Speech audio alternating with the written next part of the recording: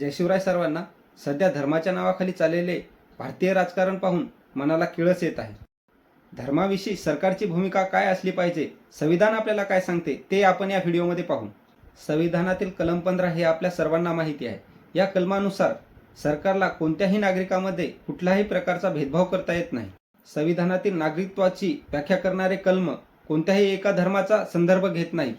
याचा अर्थ सरकारला कुठलाही धर्म नसेल आणि सरकार कोणत्याही एका धर्माविषयी पक्षपाती करणार नाही. सरकारचा कारभार धर्मनिरपेक्ष म्हणजे कुठल्याही धर्माचा विचार न करता चालवला जाईल. दुसऱ्या बाजूला नागरिकांच्या कर्तव्यात विज्ञानवादी दृष्टी व शोधक बुद्धी यांचा समावेश करायला सांगितलेला आहे. 25व्या कलमाने नागरिकांना सत्सद विवेक बुद्धीचा व धार्मिक आचरणाचा अधिकार देताना काही मर्यादाही घातलेल्या आहेत. सार्वजनिक शांतता, सार्वजनिक आरोग्य व सामान्य नीतितत्व याला अधीन राहून नागरिकांना धार्मिक आचरण किंवा उपासनेचे स्वातंत्र्य दिलेले आहे. संविधानाने आपल्याला धर्म स्वातंत्र्य दिलेले आहे. याचा अर्थ असा नाही की एका वर्गात प्रचंड गरिबी असताना आणि कुपोषण असताना आपण शनिदेवाच्या मूर्तीवर तेल वाहने आणि महादेवाच्या पिंडीवर दूध वाहने, रस्ता कोंडी होत असताना रस्त्यातून दर्गा किंवा मंदिर हटवण्यास विरोध करणे, माझ्या मुलीचे लग्न कोणत्या वयात करावे यात सरकारने पडू नये असे म्हणणे, घरातील महिलांनी बुरखा घालावा किंवा घालू नये हे त्या घरातील पुरुषांनी आपल्या धर्मस्वातंत्र्याशी जोडणे, असे अनेक मुद्दे हे धर्मस्वातंत्र्याचा भाग असू शकत नाहीत. आजचे सर्व धर्म हे त्या धर्मातील पुरोहितांच्या जगण्याचे व्यवसाय बनले आहेत. धर्माची जी काही नैतिक शिकवण आहे तिचा प्रत्यक्ष धार्मिक व्यवहाराशी काहीही संबंध उरलेला नाही. सर्वच धर्माचा व्यवहार हा कर्मकांडाच्या भोवती फिरतो. धर्माच्या नावाखाली महिलांवर अत्याचार होतो. म्हणून संविधानाने 25व्या कलमामध्ये खरा तो एकच धर्म जगाला प्रेम अर्पावे म्हणजेच कोणताही धर्म न मानण्याचे स्वातंत्र्य दिले आहे.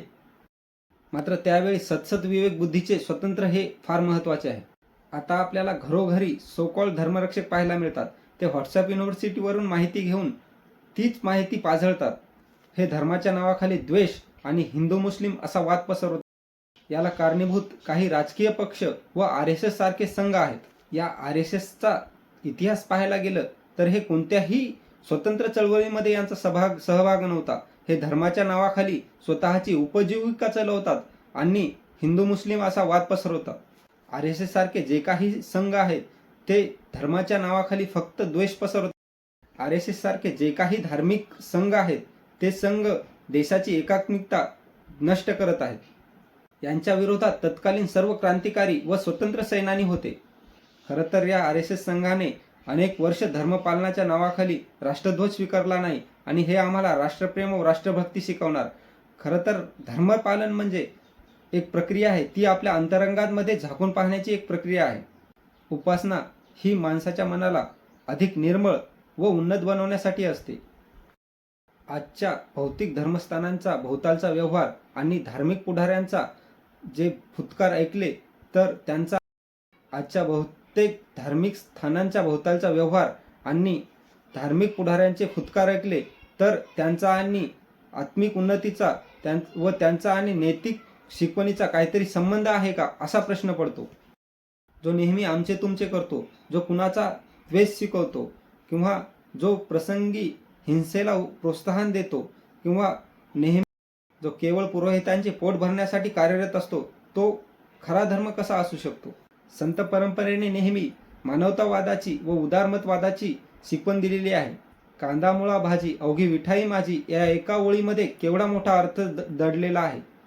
मी शेतकरी आणि मी जर काळ्या आईची मशागत करून त्यामध्ये कांदा मुळा भाजीपाला पिकवत असेल तर मला पांडुरंगाच्या भेटीसाठी कुठलेही कर्मकांड करण्याची गरज नाही. किंबहुना मला पंढरीला जाण्याचीही गरज नाही. मी करत असलेले काम, मी पिकवत असलेल्या भाजीपाल्यातच मला माझा विठोबा मिळतो. मी पिकवलेल्या भाजीपाल्यातच मला माझा विठोबा भेटेल. प्रत्येकाने आपले काम करत राहावे.